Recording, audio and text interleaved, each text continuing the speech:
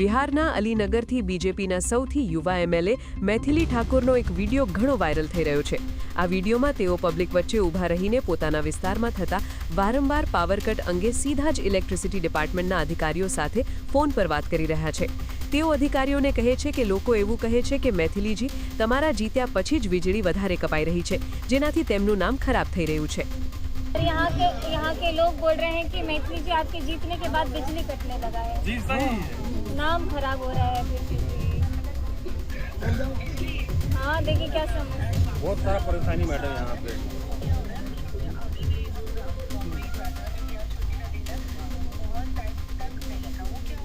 वो भी गर्मी का महीना है, बाप रे बाप। रात में नहीं आता। रात में नहीं आता। देखिए अंकल बोल रहे रात में नहीं आ रहा है।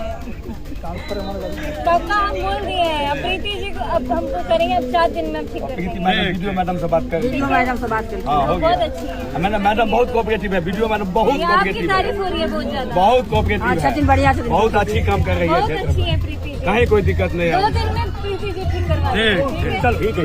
अब आपकी जिम्मेदारी दीदी